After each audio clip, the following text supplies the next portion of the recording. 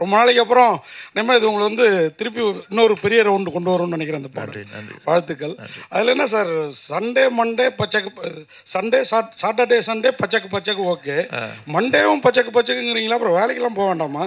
இல்லை, Saturday Sunday பச்சைக்கு டச்சக்கு சண்டே, சாட்டர்டே சண்டே பச்சைக்கு, மண்டே மார்னிங்கு டச்சக்கு. ஆமாம். ஓ, அது லிட்டில் டச். அது ஆமாம், அது என்னன்னு அது இன்னும் தெளிவாக விவேகாவே சொல்லுவார். சொல்லுங்கள் சார். அது ஆக்சுவலி ஃபஸ்ட்டில் எழுதுனது வந்து சாட்டர்டே சண்டே வச்சுக்க மண்டே மார்னிங்கு பிச்சுக்கன்னு சென்சார் ஒத்துக்கல. அதை மாற்றணும் அப்படின்னு அதுக்கு பிறகு சரி டிச்சுக்குன்னு பொருள் இல்லாமல் ஒன்று போடலான்றதுக்காக போட்டது. இல்லை, அதுக்கு எனக்கே பொருள் புரியுதா? ஓகே, அப்போ எல்லாருக்கும் புரியும். அதாவது முதல்ல போட்டதாவது கொஞ்சம் இலைமறைக்காயாக இருந்தது, இது இன்னும் ஓப்பனாக இருக்கு சார். அது மாதிரி நிறம்னு பேர் வச்சுட்டு ஒரே ரத்தமாக அப்படியே உங்கள் பேரில் எல்லாமே ரத்தம் சொட்டுது.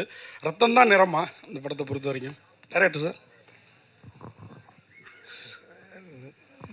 அவங்களோட நிறம், கேரக்டர்ஸோட நிறம், எல்லாரோட நிறமும் அது ரத்தத்துலேயும் கலந்து இருக்கு. அந்த மாதிரி தான் இருக்கும். அதே மாதிரி பச்சோந்தி மனிதர்கள், அந்த கான்செப்ட் ரொம்ப பிரமாதமாக இருக்குது. எல்லா மனுஷங்களுளாரையும் ஒரு பச்சோந்தி தானே இருக்குது. அது இன்றைக்கி இருக்கிற அரசியலுக்கு ரொம்ப பொருத்தமாக இருக்குது. அதை கரெக்டாக ஃபீல் பண்ணியிருக்கீங்க. வெறும் கிளாமர், வெறும் இது மட்டும் இல்லாமல் அரசியலையும் உள்ளே கொண்டு வந்திருக்கீங்க. அது இந்த டயலாக்லேயும் வருது, பார்த்தேன். வாழ்த்துக்கள் சார். இன்றைக்கி இருக்கிற ட்ரெண்டுக்கு கரெக்டாக செட் ஆகும் சார் இது. சார், இந்த நிறம்னு சொன்னீங்க, துரோகத்தின் இதில் தான் நிறம்னீங்க. இந்த அரசியல் துரோகமா, காதல் துரோகமா? சார், எல்லா துரோகமும் சார். பொண்டாட்டி துரோகம் பண்ணலாம், பசங்க துரோகம் பண்ணலாம், நீங்கள் துரோகம் பண்ணலாம், ஃப்ரெண்ட்ஸு துரோகம் பண்ணலாம், எல்லா துரோகம் பார்க்கணும் சார். அதில் உங்களுக்கு நடந்த உண்மை கதைன்னு சொல்கிறது? எனக்கு நடந்ததில்ல சார்.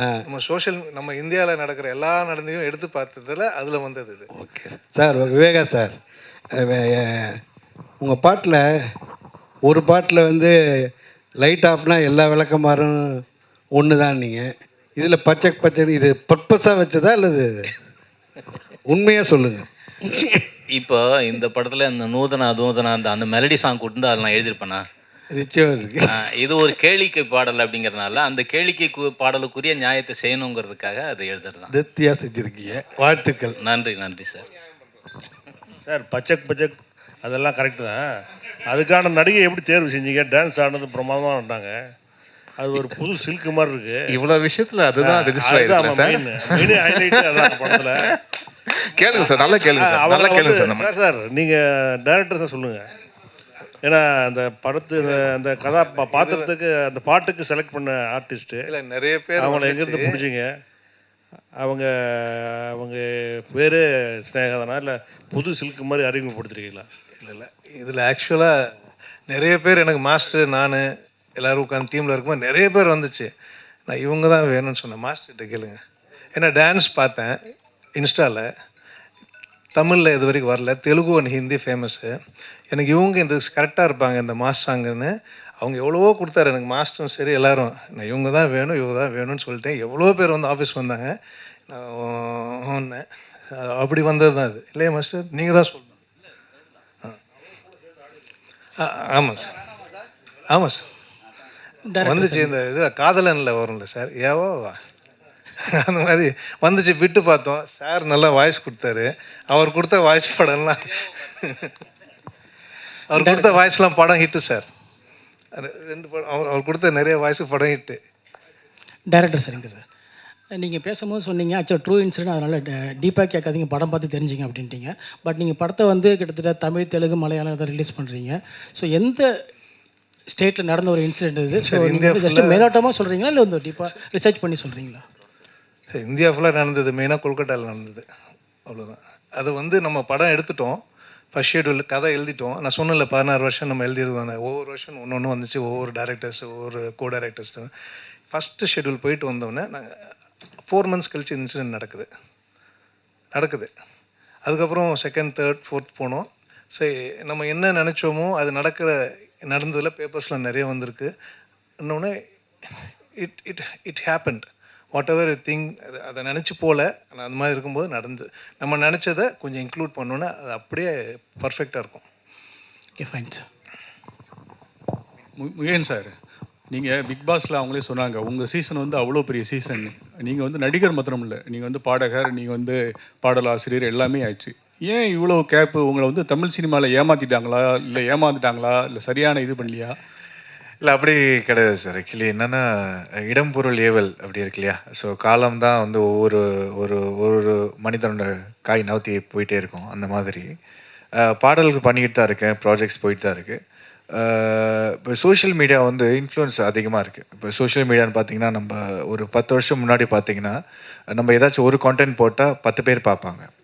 அப்போது இப்போ இருக்கிற காலகட்டத்தில் பார்த்தீங்கன்னா ஒரு கான்டென்ட் பார்த்தா ஒரு ஆள் தான் பார்ப்பாங்க. என்ன ரீசன்னா த க்ரோத் அவ்வளோ அதிகமான இன்ஃப்ளூயன்சஸ், அவ்வளோ அதிகமான விஷயங்கள் வந்து ஃப்ளட்டட் ஆகுது.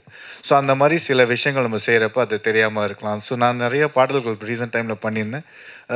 பொதுவாக ஒரு 80% தெரியுது, 20% தெரியல. எப்போ ரிலீஸ் பண்ணுறீங்கன்னு கேட்குறாங்க. பட் ரிலீஸ் ஆகிருக்கும், அதுக்கப்புறம் தான் போய் பார்ப்பாங்க, தேடுவாங்க. ஏன்னா அவங்களோட அல்கரிதம் மாறி இருக்கும். அவங்க சர்ச் பண்ணுற அல்கரிதம் யூடியூப்பில் இருக்கட்டும், இன்ஸ்டாகிராம் இருக்கட்டும், அந்த மாதிரி. ஸோ இந்த ஒரு அடிப்படை தான். மற்றபடி பாடல்கள் பண்ணிகிட்ருக்கேன். படங்கள் 2-3 படங்கள் வருஷலாம் தொடர்ந்து வரப்போகுது. ஸோ ஒவ்வொருத்துக்கும் ஒரு ஒரு கேப் வந்து என்ன விடுதுன்னா சில தாமதங்கள் இப்போ ப்ரொடக்ஷன் சைடில் நடக்கும். அதுக்கப்புறம் வந்து தவிர்க்க முடியாத சில காரணங்கள் சொல்லலாம் இல்லையா? எல்லாத்துக்குமே ஒரு பிரச்சனை இருக்கும் இல்லையா? ஸோ அந்த ஒரு கேப் தான் தவிர்த்து நல்ல கான்டென்ட் வந்து எப்பயுமே கொடுக்கணும்னு ஆசைப்பட்றேன். ஸோ நல்ல கான்டென்ட் தேர்ந்தெடுத்து பண்ணிகிட்ருக்கேன். ஹாய் முகேன். Thank you sir. சொல்லுங்கள் அக்கா. வணக்கம். வணக்கம். இப்போ வந்து நீங்கள் மலேசியா டு சென்னை வந்து படம் பண்ணிட்டு இருக்கீங்களா? Yes, அக்கா. இந்தியாவில் செட்டில் ஆகிற ஐடியா இருக்கா? அடுத்தடுத்து என்னென்ன படங்கள் பண்ணிட்டு இருக்கீங்க? ஒரு அப்டேட் கொடுங்க. கண்டிப்பாக்கா, டெஃபினட்டாக ஐடியா இருக்குது. இந்தியாவில் செட்டில் ஒரு ஐடியா இருக்குது. என்னோடய ஃபேமிலியெல்லாம் முழுசாக மலேசியாவில் தான் இருக்கிறாங்க. ஸோ நான் வந்து ரொம்ப ஃபேமிலி ஓரியன்டான ஒரு பர்சன். ஸோ அதனால் நான் பேக் அண்ட் ஃபார்த் ட்ராவல் பண்ணிக்கிட்டே தான் இருக்கேன்.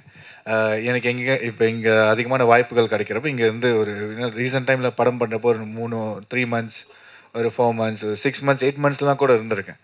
ஸோ 8 மந்த்ஸ் இங்கே இருந்து ஃபுல் ஸ்ட்ரெச்சாக முடிச்சுட்டு அதுக்கப்புறம் ஊருக்கு போயிட்டு வந்திருக்கேன். ஸோ இந்த மாதிரி ட்ராவலிங் தான் இருக்குது. அடுத்தடுத்த எக்ஸைட்டிங்கான படங்கள், ப்ராஜெக்ட்ஸ், பாட்டு இதெல்லாமே வரிசையில் காத்துட்ருக்கு. இந்த நிறம் முடிஞ்சதுக்கப்புறம் ஒவ்வொரு அப்டேட்டாக வரும்க்கா. முகேன் சார், அண்ணன் கேட்ட கொஸ்டினோட இது தொடர்ச்சி தான். சொல்லுங்க. ஏன்னா பிக் பாஸில் ஜெயிச்சவங்க எல்லாருமே தான் வந்து ரொம்ப ஸ்ட்ரகிள் பண்ணுறாங்க. ஆனால் வந்து கூட இருக்கிறவங்க வந்து நிறைய படம் பண்ணிடுறாங்க.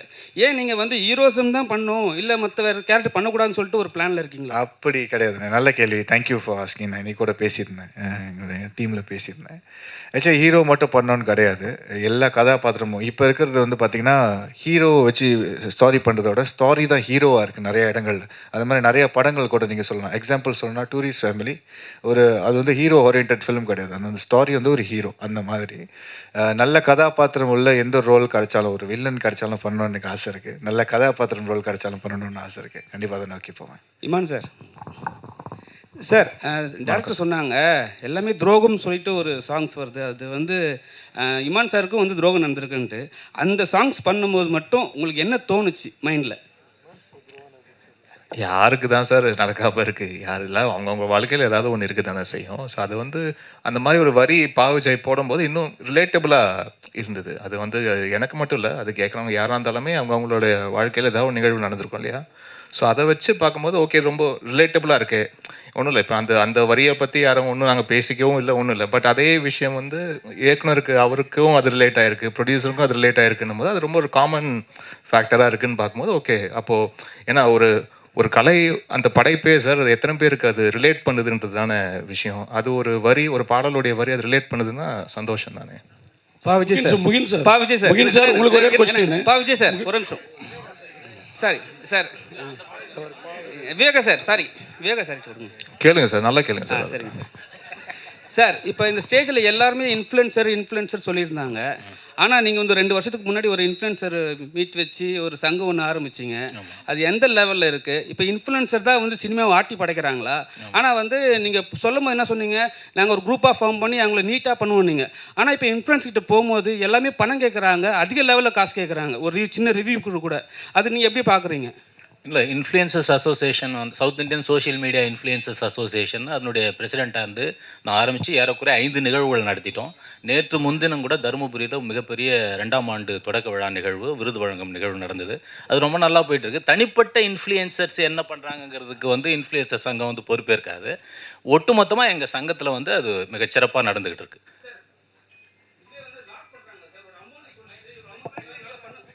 இவ்வளோ இவ்வளோ அமௌண்ட் கொடுத்தா தான் என்னால் ஒரு படத்தை ரிவ்யூ கொடுக்க முடியும், நல்லா கொடுக்க முடியும்னு சொல்கிறாங்க. ஆனால் வந்து அவங்கள போயிட்டு ஃபாலோ பண்ணுற ஆளுங்க வந்து போய் படம் பார்க்குறது கிடையாது, அவங்கள மட்டும் தான் ஃபாலோ பண்ணுறாங்க.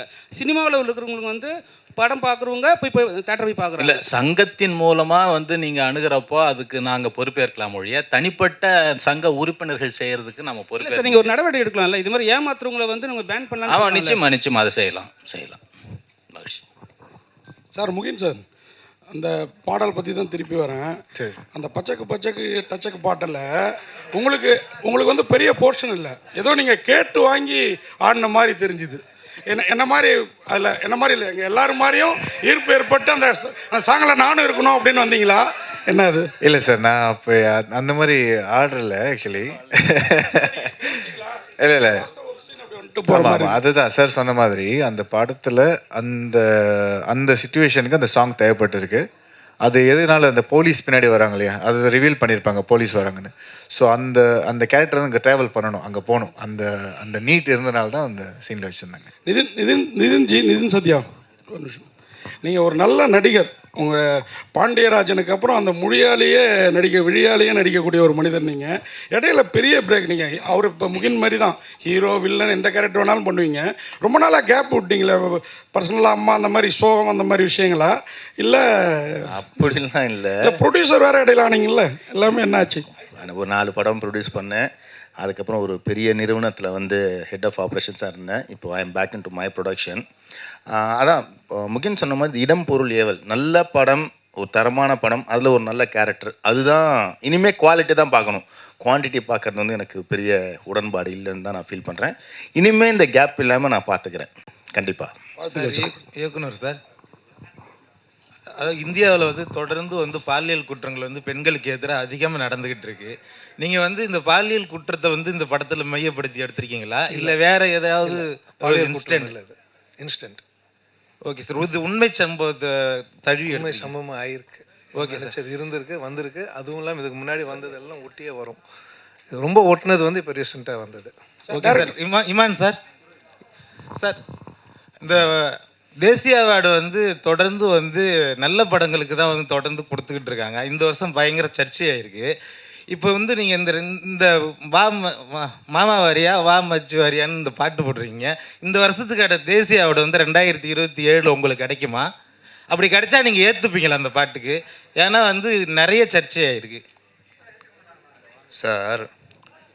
அதான் சொல்கிறேன், இந்த பாட்டுக்கு அந்த பாட்டுக்கெல்லாம் தாண்டி ஒரு தேசிய அளவில் நம்மளுடைய மாநிலத்துக்கு ஒரு அங்கீகாரம் கிடைக்குதுன்னா அது நம்ம ஒட்டுமொத்த தமிழர்களுடைய வெற்றியாக தான் சார் அதை நம்ம பார்க்க முடியும், அவ்வளோதான். ஸோ அது வந்து அதான் சொல்கிறேன்னா, எப்போவுமே ஒரு வெற்றி அந்த படைப்புக்கு உண்டான வெற்றியா அப்படின்னு பார்த்தீங்கன்னா சில நேரங்கள் அது வந்து கரெக்டு ஆமான்னு சொல்லுவாங்க, சில நேரம் இல்லைங்க அதுக்கெல்லாம் அவ்வளோ தகுதியெல்லாம் கிடையாதுங்க அப்படின்னு சொல்லுவாங்க. பட் நான் எப்போவுமே அதை எப்படி பார்க்குறேன்னா, ஒருத்தருடைய ட்ராவல், அவங்க எங்கேருந்து வந்திருக்காங்க, அவங்க என்னவா இருந்திருக்காங்க, இதே துறையில் எத்தனை ஆண்டு காலமாக அவங்க அதை வந்து ரொம்ப அந்த இடத்தை தக்க வைப்பதற்குண்டான உழைப்பை எவ்வளோ போட்டிருக்காங்க, அதெல்லாம் சேர்ந்து ஒரு அதுக்குண்டான முத்தாய்ப்பாக வந்து ஒரு விஷயம் ஒன்று நடக்கும், ஒவ்வொருத்தருடைய வாழ்க்கையில் வந்து நடக்கும். அது அவங்க கொடுக்கப்படுற விருது வந்து அதுக்கு தகுதியானதா இல்லையான்னு பார்த்தீங்கன்னா அதுக்கு வந்து மாற்று கருத்து இருந்துக்கிட்டே இருக்கும். அது எல்லாரோட விமர்சனத்துக்கு உள்ளான ஒரு விஷயந்தான்.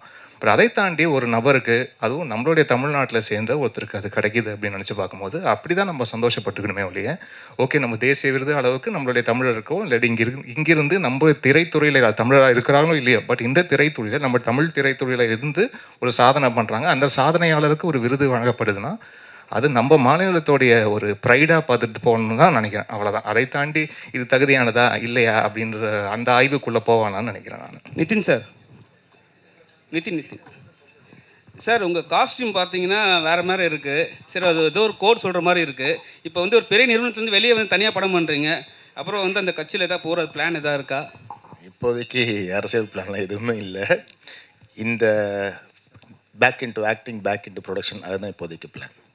இமான் சார், நீங்கள் நேஷ்னல் அவார்டு பேசினால கேட்குறோம். நேஷ்னல் அவார்டு ஜூரி மேலேயே நிறைய குற்றச்சாட்டு வருது. அவங்க வந்து நம்மளுக்காக உரிமையாக போராடி வாங்கியிருக்கணும், மலையாளத்துலேயோ பெங்காலியோ பேசி வாங்குறாங்க, நம்மளுக்கு வாங்கலை. தகுதியான படம் நிறைய படம் இந்த வருஷமே வந்து அவ்வளோ உள்ள படங்களுக்கு வந்து கிடைக்கல, தகுதி இருக்கோ இல்லையோ சில சிபாரிசில் வாங்குறாங்க அப்படிங்காங்க. நீங்கள் நேஷ்னல் அவார்டுங்கனால உங்கள் அதை கருத்தை பற்றி? அது வந்து ஆக்சுவலாக ஒருத்தர் எடுக்கிற முடிவு கிடையாது சார். நம்ம இங்கிருந்து பார்க்கும்போது நம்ம மாநிலத்துக்கு இதை கிடச்சிருக்கலாமே, இதை பண்ணியிருக்கலாமே, இங்கே இருக்கிறவர்கள் இதை சொல்லியிருக்கலாமே, இதுக்காக வந்து போராடி வாங்கியிருக்கலாமே, அதெல்லாம் நம்மளுடைய கேள்விகள் இருக்கும்.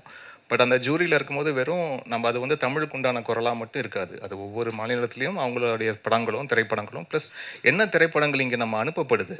இப்போது வந்து ஒவ்வொரு அவார்டுக்கு விஷயத்துக்கும் வந்து அந்த திரைப்படம் முதல்ல அதுக்காக முறைப்படி அனுப்பப்பட்டிருக்கா, அவங்க அதை பார்க்குறாங்களா, அவங்களுக்கு வந்து அது வந்து காட்சி அளிக்கப்பட்டிருக்கா, அவங்க முறைப்படி அதை வந்து ஃபார்வர்ட் பண்ணியிருக்காங்க. நிறைய படங்கள் தகுதியான படங்கள் இருக்கும், பட் அந்த கமிட்டிக்குள்ளேயே போயிருக்காது, அந்த கமிட்டிக்குள்ளே ஸ்க்ரீனிங்குள்ளேயே போயிருக்காது. அப்போ எப்படி வந்து அவார்டு நீங்கள் எதிர்பார்க்க முடியும்? இதெல்லாம் விஷயங்கள் இருக்குது. ஸோ ப்ளஸ் அங்கே ஸ்க்ரீன் பண்ண படங்கள் தாண்டி அங்கே ஒவ்வொரு மாநிலத்துக்கு உண்டான அந்த ஜூரி, அதை தாண்டி அந்த ஜூரிஸ் எல்லாருமே கலந்து பேசி ஒரு முடிவு எடுக்கிறதுன்னு இருக்கு இல்லையா? இதில் வந்து பல ஸ்டேஜஸ் இருக்குது. ஸோ அதனால் வெறும் நம்ம இங்கே தமிழை சார்ந்து இங்கே இருக்கிற ஜூரி மெம்பர்ஸை மட்டுமே ஏன்னு கேள்வி கேட்குறதோ குற்றம் சொல்கிறதோ அது வந்து சரியாக இருக்காதுன்னு என்னுடைய அபிப்பிராயம் சார். ஹீரோயின் மேடம், ஹீரோயின் இங்கே சினிமாவில் மொத்தமாக பார்த்தீங்கன்னா இந்தியா ஃபுல்லாகவே நிறம் அப்படின்றது ரொம்ப முக்கியமாக இருக்குது. அதில் பார்த்தீங்கன்னா ஒயிட்டை மட்டும்தான் நல்லா தேர்ந்தெடுப்பாங்க, பிரைட்டாக இருக்காங்களா அழகாக இருக்காங்களான்னு. பிளாக் கொஞ்சம் இதுவாக இருந்தால் கூட அவங்க வந்து ரிஜெக்ட் பண்ணிவிடுவாங்க. ஸோ இதை எப்படி பார்க்குறீங்க? ஏன்னா சமீபத்தில் பிரியாமணி போயிட்டு பாலிவுட்டில் போய் அவங்களே சொல்லியிருக்காங்க, கருப்பாக இருக்கிறதுனால எங்களையே ஓரம் கட்டிட்டாங்க அப்படின்ற மாதிரி. ஸோ இதை எப்படி பார்க்குறீங்க? புரியலையே. அதாவது bright He's saying in India mostly all the films they only ask you, they only putting white females and fair females.